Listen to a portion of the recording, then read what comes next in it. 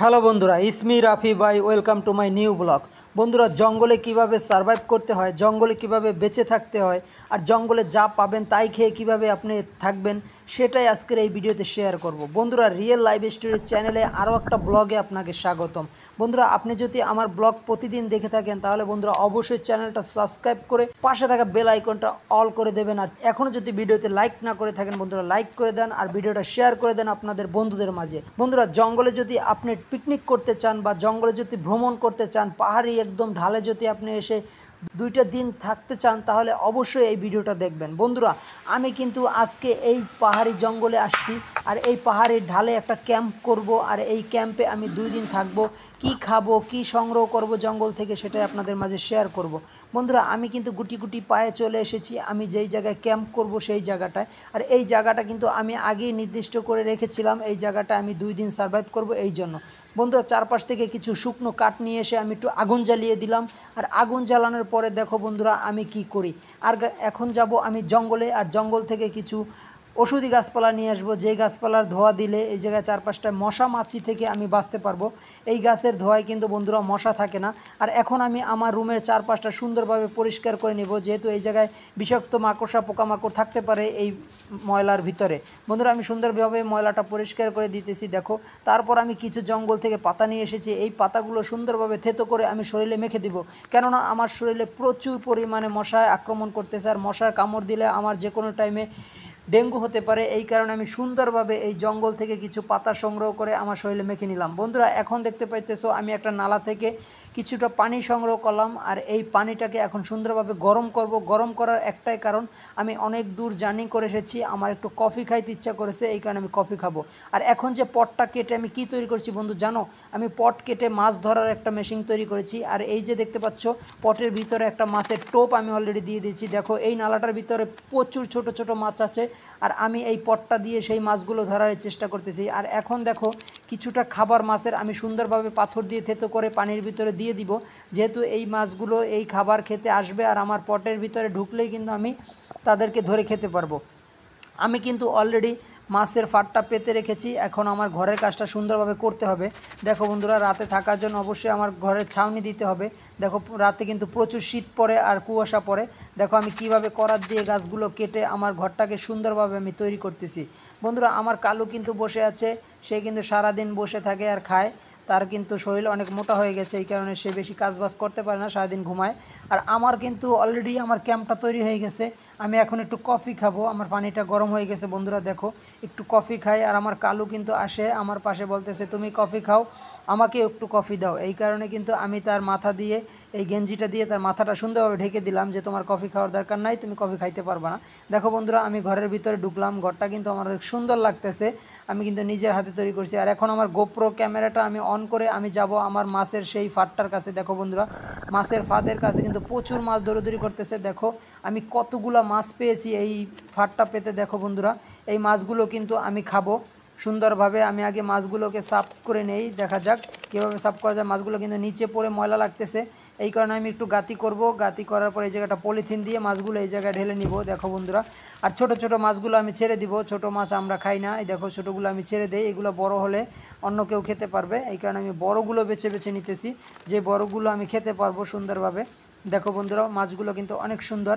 আর এরকম ফাঁদ পাতার বুদ্ধি তোমরা যদি চাও তাহলে অবশ্যই আমার এই ভিডিওটা দেখো। মাছ ধরার সুন্দর কৌশল কিন্তু আমার কাছ থেকে শিখতে পারবা। আমি জঙ্গল থেকে কিছু পাতা সংগ্রহ করে নিয়ে এসেছি। দেখো বন্ধুরা, এই পাতাগুলো আমি আমার ঘরের ছাউনির উপরে দিব, যেন বৃষ্টি আসলে আমার ঘরে পানি না পড়ে। দেখো বন্ধুরা, আমি কীভাবে দেই, সুন্দর লাগে কিন্তু আমার বাসাটা, দেখো কত সুন্দর লাগতেছে। আর এই জায়গায় কিন্তু বন্ধুরা আমি 2 দিন থাকবো। কিভাবে থাকি দেখো বন্ধুরা। আর আমি পাথরের ফাঁকে ফাঁকে সুন্দরভাবে গাছগুলো দিয়ে দিতেছি, এগুলো কিন্তু মাশরুম গাছ বন্ধুরা। এই শ্যাওলা গাছগুলো কিন্তু আমার বৃষ্টির হাত থেকে বাঁচাবে, রাতে যদি বৃষ্টি নামে তাহলে কিন্তু বৃষ্টি আসবে না। আমি একটা কচু পাতা নিলাম, দেখো বন্ধুরা কত বড় কচু পাতা।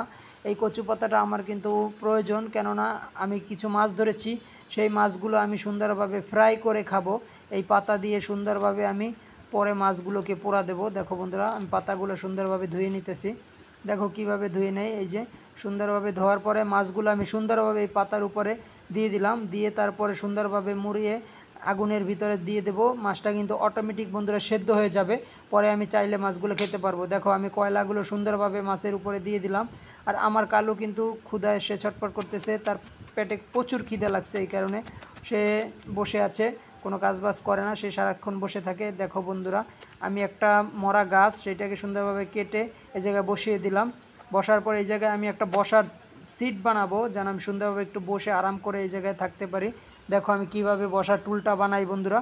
আমার কালু কিন্তু অলরেডি খাইতেছে, তার পেটে ক্ষুধা লাগছে, তাকে আমি কিছু খাবার দিলাম, সে পানি খাইলো, পানি খেয়ে আসলো। তার ভিতরে আমি কিন্তু আমার বসার টুলটা বানিয়ে ফেললাম। দেখো কিভাবে বানাই। আর আমি গাছগুলো কিন্তু আগে সুন্দর করে টুকরো টুকরো করে কেটে রেখেছিলাম। দেখো আমার বসার টুলটা কত সুন্দর হয়েছে। আর এখন আমি উঠাবো আমার যেই মাছটা আমি আগুনে ঝলসানোর জন্য দিয়েছিলাম পাতায় মুড়িয়ে। দেখো বন্ধুরা এখন আমি বের করব মাছটা। দেখো কত সুন্দরভাবে মাছটা ভাজা হয়ে গেছে। আমার কালু কিন্তু খুব মজা করে মাছটা খাচ্ছে, আমিও খেলাম, খুব মজা মাছটা যেহেতু নালার মাছ একদম তাজা, একদম ফ্রাই করে খেতে মজাই। এখন আমি আগুনটা আরও সুন্দরভাবে দিব। আর এখন আমি একটা বড় গাছ নিয়ে এসেছি, এই গাছটা দিয়ে আমি সুন্দরভাবে কেটে নেব, এটা দিয়েও আমি একটা বসার টুল বানাবো। দেখো বন্ধুরা কিভাবে আমি বানাই। এই যে দেখো এই জায়গাটায় আমার একটা বসার টুল লাগবে। আমি দুই সাইডে দুইটা সুন্দরভাবে টুল দেওয়ার চেষ্টা করতেছি, যেন আমার যেই জায়গায় আমি থাকবো বাসাটা যেন অনেক সুন্দর দেখা যায়। আর আগুন কিন্তু অলরেডি অনেক জ্বলতেছে, আমি কিন্তু কিছু লার্কির টুকরো এই জায়গায় দিয়ে দিয়েছি। দেখো দুই সাইডে কিন্তু আমি দুইটা বসার টুল তৈরি করেছি বন্ধুরা। আর আমার কালু কিন্তু তার মন খারাপ, তার পেটে অনেক ক্ষুধা লাগছে। আর আমি সাথে করে কিছু মাছের পিস নিয়ে এসেছিলাম, সেই মাছের পিসগুলো আমি সুন্দরভাবে ফ্রাই করে আমার কালুকে খাওয়াবো। তার আগে আমি একটু কফি খেয়ে নেই, আমার পানিটা অনেক গরম হয়েছে, আমার শরীরটা অনেক ক্লান্ত লাগছে, এই কারণে একটু কফি খাই বন্ধুরা। কফিটা অনেক ভালো লাগছে। এখন আমি একটু গোসল করব, আমার শরীরটা অনেক ক্লান্ত লাগতেছে। এই জায়গায় একটা নালা আছে, এই নালার ভিতরে নেমে আমি একটু সুইমিং করব। দেখো বন্ধুরা নালার ভিতরে আমি অলরেডি নেমে গিয়েছি। দেখো পানির ভিতরের দৃশ্যটা কত সুন্দর, গোসল করতে ভালোই লাগতেছে, শরীরটাও কিন্তু অনেক ফ্রেশ, গোসল টোসল হয়ে গেছে। এখন আমি একটু উপরে আসলাম, এসে একটু দেখো বন্ধুরা আমি কি করি। এখন আমি একটু মোমবাতি জ্বালাবো, যেহেতু সকাল গড়িয়ে দুপুর গড়িয়ে বিকেল হয়ে এসেছে, একটু মোমবাতি জ্বালানোর পরে আমার বাসাটা অনেক সুন্দর লাগবে। সেই ভিউটা কেমন লাগে বন্ধুরা দেখো, চারপাশে মোমবাতি জ্বলতেছে আর মাঝখানে আমি বসে আছি, অনেক সুন্দর লাগতেছে কিন্তু বন্ধুরা। এখন আমি কিছু কাঁচা ঠাল নিয়ে এসেছি, সেই কাঁচা ঠালগুলো সুন্দর করে এই জায়গায় সাজিয়ে দেব। সাজিয়ে দেওয়ার কারণ হচ্ছে বন্ধুরা আমি কিছু মাছ নিয়ে এসেছি বাড়ি থেকে, সেই মাছগুলো আমি এই জায়গায় ফ্রাই করব।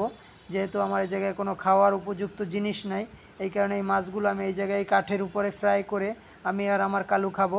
দেখা যাক বন্ধুরা কিভাবে মাছগুলো আমি ফ্রাই করি, দেখতে থাকো। আগুনটা একটু নাড়ায় চাড়ায় দিলাম, আগুনের তাপটা তাহলে একটু বৃদ্ধি পাবে। দেখো মাছটা কিন্তু অলরেডি এক পাশ হয়ে এসেছে, কত সুন্দর দেখা যাচ্ছে। আর মাছটা কিন্তু খেতে অনেক সুস্বাদু হবে, যেহেতু মাছটা একদম সুন্দরভাবে কেটে ধুয়ে সুন্দর করে নিয়ে এসেছি। দেখো বন্ধুরা মোমবাতিগুলো কিন্তু অলরেডি নিভে গেছে, এখন মাছগুলো কিন্তু অলরেডি দোনো পাশই হয়ে গেছে। এখন আমি খাবো আর আমার কালুকেও খেতে দেবো।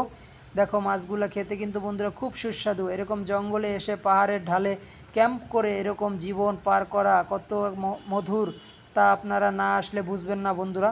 দেখো আমার কালু কিভাবে খাচ্ছে মাছটা খুব মজা করে, যে মালিক মাছটা অনেক মজা হয়েছে এই কারণে সে চেটেপুটে খাচ্ছে, সে কিন্তু অলরেডি অনেক মোটা হয়ে গেছে।